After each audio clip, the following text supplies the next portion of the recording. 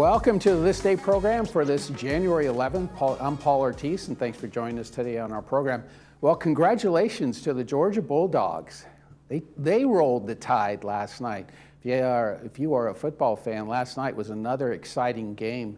And the University of Georgia, they have won the national championship for about 40 years now, so congratulations to them.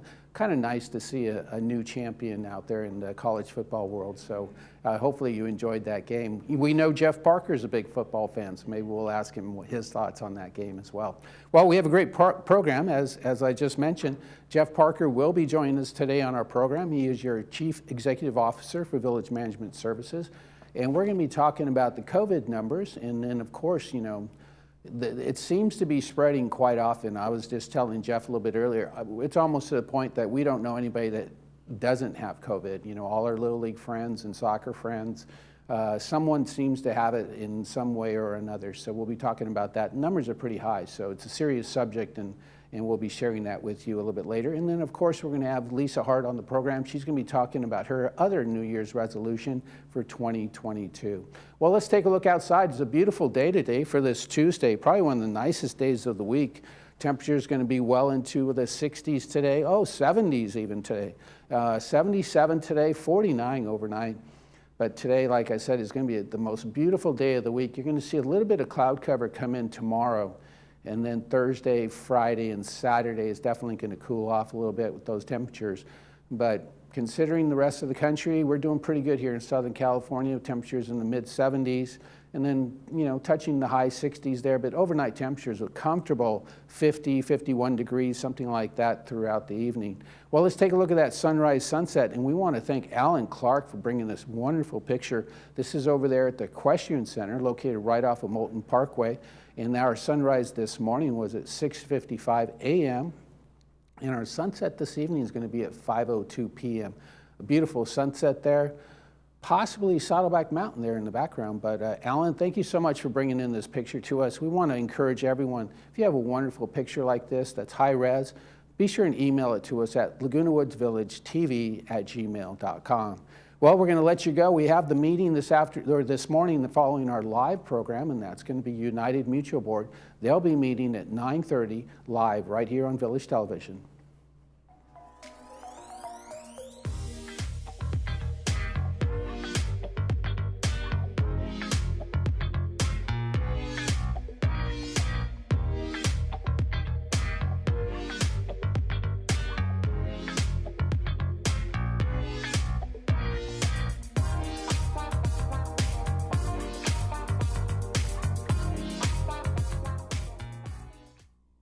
I'm so happy to recommend Dr. Fairman. I've been going to her for 9 years. She's done implants, crowns, bridges, root canals, and I've been happy with everything that she's done. The staff is so friendly and pleasant, kind, and gentle. I would recommend her to anyone. We are now fully open for all your dental needs and invite you to come in and experience the brilliant smile difference. We are close to Gate 6 near Snooty Fox Restaurant behind Coco's. During the pandemic, thousands turned to AgeWell for help. Since March of last year, AgeWell has provided Orange County seniors with more than 40,000 grab-and-go lunches, 500,000 home-delivered meals, as well as transportation and case management services. We were there for you then, and we're here for you now. Stay strong. Stay well. Age well. Learn more about our services or how to get involved today at myagewell.org.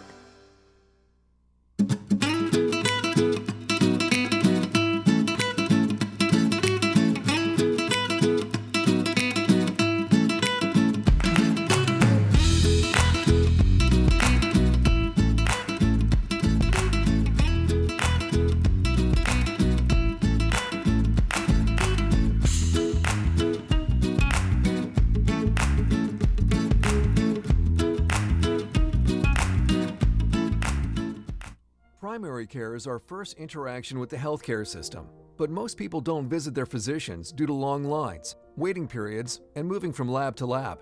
At Cure Medical, we bring healthcare straight to your doorstep. Our modern, upscale mobile clinics provide services such as prevention and wellness plans, annual exams, lab work, blood tests, and more. Give us a call today to learn more and schedule your next appointment. Cure Medical. Close to home, far from ordinary.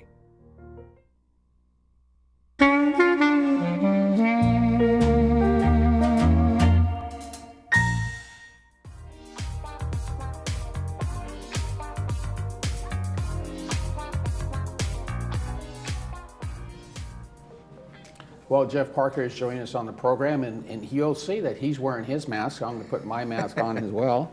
And we know that wearing the mask, I'm going to talk a little bit louder, has been, one of the key points and key contributors to keeping the numbers down, even though our numbers have been pretty high, especially here in Orange County. We've seen, unfortunately, a big jump in the numbers, and what you see on the board is a reflection of a weekend total. So it's not just, but to give you context to that, 22,945, almost 23,000 COVID cases over the weekend. That last weekend, last time I was up here, it was 15,000. So Wow. we've seen a 7,000 increase full just on a weekend capacity. And we're up over we're averaging more than 6,000 cases on a daily basis. Right. So we've just seen this, as the country, as the state has, this big spike in COVID cases. And I think what we're seeing is also what we've always talked about, our concerns is the hospitalizations and the ICUs. We're up now to 964 hospitalizations. We were down in the 500s the last time we talked. So we're seeing from 545 on the 4th to 964. That's 400, almost 400 additional hospitalizations. This kind of a number is where they get worried about their ability to service people. Correct. You got people waiting in an ambulance or something like that to get a room. Right. That's concerning. Yeah, and obviously the ICUs, again, they were in around 100 last time that we talked, and now we went from 104 up to 140. So 36 additional ICUs, which is not good. And those are the numbers that we really need to look at, because the other people, they might have flu-like symptoms, but when you start seeing that hospitalization number go up like that and the ICU numbers to go up like that, and then the burden it's going to put on the hospital staff, we still have, unfortunately, car accidents and people getting sick and falling down and all the things that they have to deal with on a daily basis. Exactly. And now we see these numbers, that puts a large burden and stress on that staff. And what's happening with at least throughout the state, and I'm sure it's in Orange County too, is that the staffing, as you just said, they're getting COVID. That's right. Because this is spreading so fast that you're seeing that impact to doctors, nurses, all the care people that are involved. Right. And so it is putting a real stress on the environment out there to keep. They're probably the most vulnerable of any profession right now. So obviously getting vaccinated, wearing masks, all those things are helping, but it's not stopping the spread of this COVID at this point in time. And so again, washing your hands, wearing the mask. One of the things that wanted to mention just in our local numbers, we went from 663 just last week to 726 cases here in the Laguna Woods area. So that's a big jump. Fortunately for us, the death toll in the community stayed at 60. Okay. So that's knock on wood that we keep that, and hopefully our hospitalizations have. We know that Saddleback's been impacted, right. Which is our closest hospital. So again, to our residents, one of the things that we emphasize is that the state has basically said wear a mask indoors. Wear a mask wherever you can, wash your hands, be safe, that type of thing. And being in social groups is at least as amount as possible. Yeah. And that's probably been the biggest struggle, because a lot of this increase in cases is really showing up from the holiday season. Right. And so you had Thanksgiving, we saw a spike. Then Christmas, we see a spike. New Year's, see a spike. So hopefully, now that we've gotten past the holiday season and now back into, I'll call it the normal calendar, hopefully we'll see the downward trend starting in the next couple weeks. And it kind of tells you how strong this variant is, because I'm sure you had the same experience, but we all kind of laid low for the holidays, and most of my friends and family did the same thing. Unfortunately, my mom and brother didn't come over because it was too many people and we didn't want to chance it. And still, our numbers are pretty high. So, this isn't the time to, kind of push this aside. You Right. know, we need to get through this peak, and then it seems like talking to, you know, hearing from what the CDC and other countries have already experienced, that, you know, we probably have another 30 days of this at least, and then hopefully in March it'll start to slow down and get us into that spring and summertime. And one of the things that the state has done is that the requirement for wearing masks indoors is been continued. It was originally January 15th that it was hopefully going to stop, but it's been continued another month at least, and they're going to reevaluate it in mid-February. Right.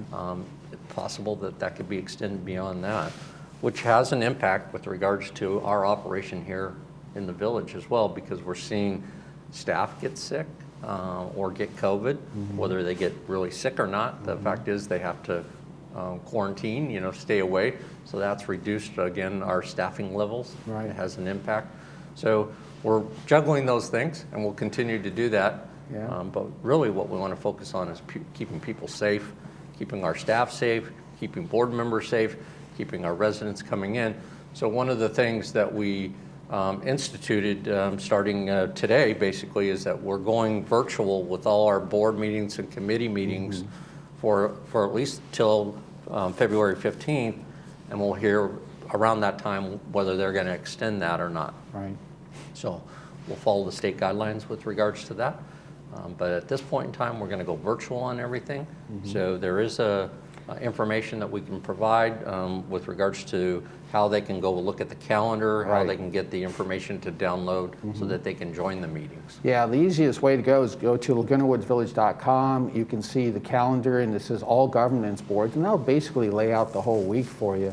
And then they can also go on Granicus. So we always publicize when we do our Monday memo and we talk about our meetings. You always see the website there. It's a / with Granicus. But that's still their way to participate and stay safe. And I think that's the most prudent thing to do at this time. Right. Very important. And then we also want to talk about resident services, because that was affected due to COVID. And, you know, like you just mentioned, you know, staff is being affected by this. And, you know, if you happen to be on Nextdoor and you hear about staff not being able to do certain things, well, the bottom line is that a lot of the staff has been affected. Broadband has been affected. Our resident services now has been closed for walk-ins, and we're encouraging people to call them, and that's at 597-4600, and even email them if they have any, you know, work orders or anything that they have of concern. So, you know, those are the kind of things that I think people don't realize. I mean, not only did we have a labor shortage, right? Right. And we're really Already have affected that by problem. that. You know, our HR department, those poor staff people can't find, you know, they can find some people, but they're not, some Right. of them aren't qualified, And and some they're of hard to them, find. some of it is just finding people, then training them. Right. With resident services, we were down 3 or 4 positions already. Then we got hit with the scenario of some COVID going through. Right. A couple of people getting COVID, unfortunately. And the problem is that if in a close proximity of working together, the requirements of somebody who could be in contact with somebody who got COVID, they need to self-quarantine until they get tested or they go past the 5-day period where they have no symptoms and everything, and then they can start looking at coming back. Right. So we're obviously using the capabilities of our technology to have people working from home. That helps. But the reality, that's why we had to shut down the walk-in relative to resident services, because we just didn't have the staffing. Yeah, that was the best solution for them at that time. And we'll get it back open as soon as we can. Right. That's our plan. Well, speaking of things that kind of been altered, the Transportation, Mobility and Transportation Committee, they were supposed to meet on Friday on the 14th, and because of this, again, exactly. we're moving it out till next Friday. So we are. We're so on the 14th was we were going to have informational meeting scheduled, and to talk about looking at a partnership with AgeWell and how that could possibly work. We wanted to have a conversation with our writers and people involved, but because of the COVID and because of the need to go virtual, we wanted to make sure that everybody that would participate or could participate can. And so one of the things that we kind of segued into is by moving it back a week to the 21st, the following Friday, we'll be able to be on TV6 and virtual at the same time. So people who aren't orientated to be on a computer. They'll be able to watch it on TV6. Right. And we'll be able to take comments from them via letters or emails that they can send after watching the program or why they're watching the program. And then obviously people that are virtual will be able to interact at that point in time. Right. Then after that meeting on the 21st, gather all that information, and then what we're going to do is plan for a meeting where we could have people engaged, actually live, you know, which was what we were hoping for on the 14th. We'll now move that to February, and hopefully we'll get the state to say, hey, things are going well. We can take off the requirement for all of the protections that we're doing, and then we would feel comfortable, like over at Clubhouse 5 or Clubhouse 2, having an event where we can bring in, especially the riders. We want their input, but there are people in this community that don't ride now, but will ride in the future. That's too, right. You know, so we think this is a good opportunity, and we certainly want to have a full-blown discussion about it before we take any action. And I think that's the important thing. No action's been taken. This is really a discussion point at this point in time. We brought it to the GRF board. They said, hey, let's have that dialogue out there, and then we'll make some decisions down the road.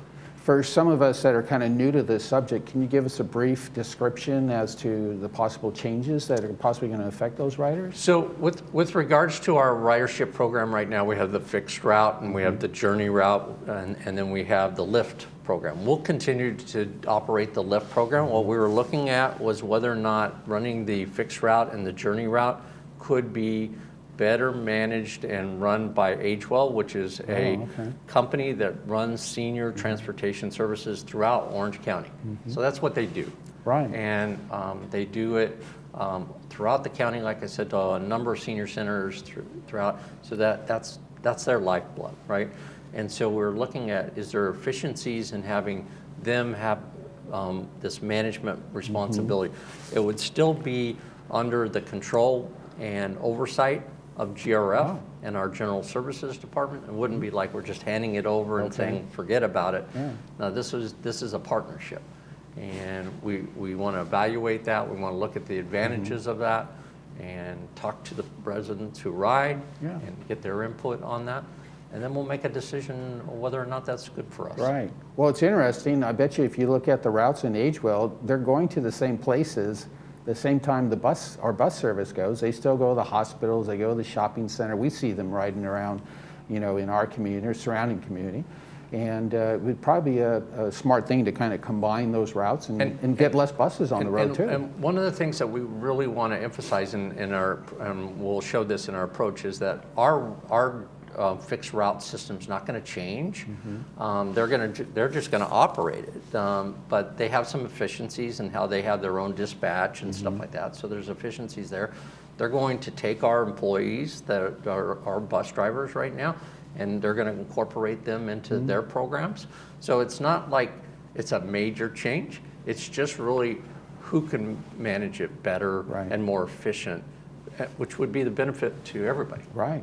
Well, it sounds like a great opportunity for our bus riders to have some input. And like you said, next Friday on the 21st is your time to kind of get some information and do a little bit of homework and talk to your fellow bus riders. And then it sounds like possibly in February we'd have more of a town hall kind of discussion regarding that transportation option. And you would all make the best decision for the community. Well, exactly. So 9:30 on the 21st. Sounds good. Be sure and watch Village Television. We'll have it live. And of course, you can always email your comments and be a part of that discussion. If you don't want to be through Granicus, you can always email us, and we will get those questions to staff and to that committee as well. Great. Well, thanks so much for joining us on the program. It was great to see you, and enjoy. Well, you have the United Mutual Board. If you're watching our program live, that's going to be on in about 20 minutes, and you'll be a part of that as well. Thank you so much for joining us. Thanks, Paul. That's Jeff Parker. He's our CEO of Village Management Services, and he usually joins us on Tuesdays. So be sure and tune in on Tuesdays, where he gives us not only some COVID numbers, but also very important information regarding what's happening in your community. We're going to be right back with Lisa Hart with 2022 New Year's resolutions.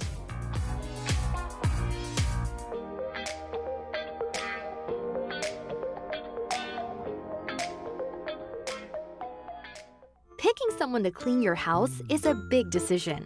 After all, they'll be inside your house and touching virtually everything you own. Sadly, though, not all cleaning professionals are actually real pros. Like this person you found online who uses the same sponge in the kitchen they use in the bathroom. If you're looking for a local family-owned business with amazing customer service, contact MaidPro for a free estimate. MaidPro, when you're ready for a real pro.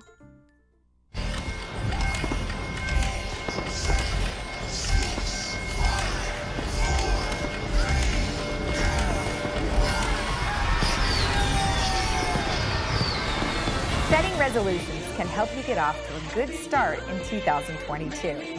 A new year can be the beginning of you making changes and living the way you've always wanted. The beginning of finally achieving all the goals and desires that you have. The common hopes many have every January 1st include getting fit, increasing finances, finding love, dealing with less stress, and achieving happiness. If 2021 wasn't great for you, let that motivate you even more to make 2022 the best year ever. I found several ideas for New Year's resolutions. Some are familiar and others you may not have thought of. So here goes. Stick to a budget. Sticking to a budget can help you save more for the lifestyle that you desire. It can also give you more confidence in your ability to manage your finances. Ramsey Solutions provides some great tips on how to stick to your budget. Pay off your debt if you are able to do so. Paying off your debt can also help you have more freedom to do what you want.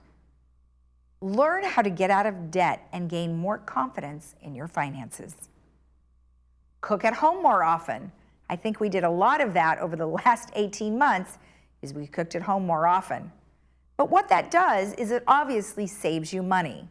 By purchasing items at the grocery store instead of going out, you alleviate the need to provide a tip, and you will only pay tax on the items that you have purchased at the grocery store. Make it an objective to try to cook at home more. You might enjoy learning how to make new things. Work at a job you like.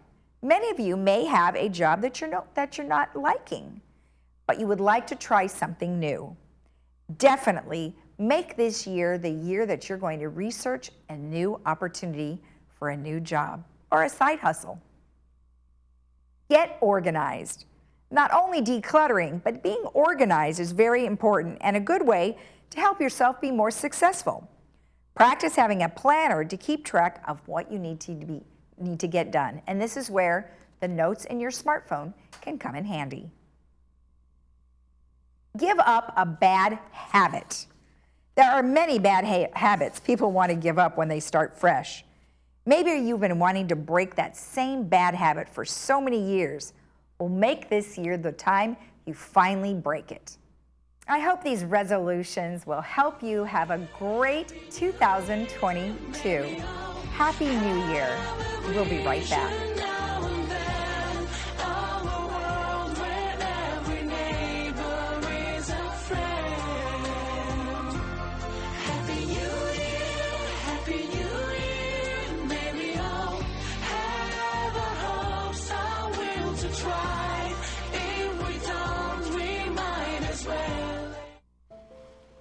Pacific Cremation Services offers you the ultimate freedom to become one with the salty breezes and brilliant sunset reflections. A scattering at sea is a unique, beautiful way to honor the life of anyone who chooses to be cremated. We help you plan the details and understand what to expect. Choose from our 3 simple plans and let us help you start the process of healing and life celebration. Contact us at pacificcremationservices.com to create a personalized service at sea today. Curious about cannabis for your chronic pain? In a historic step in cannabis research, Dr. Dominguez will follow participants taking Cannasutica, an oral capsule designed for chronic pain. The study is mostly remote and will give you access to top UCI medical professionals. Mayor Sherry Horn had this to say about the trial. Visit UCICannabisstudy.com today to see if you qualify. How is life feeling these days? Even if you're active, those little aches and pains can be exhausting. Now there's a new way to experience an ancient healing therapy right in the comfort of your home. Introducing the J&H Lifestyles Infrared Sauna, a beautifully crafted sauna with proven benefits of immune boosting, pain relief, and relaxation. And there are 1- and 2-person models to fit the tightest of spaces, bringing the warmth of infrared sauna therapy to you. Expert installation is available in your area. Just give us a call or visit our website today.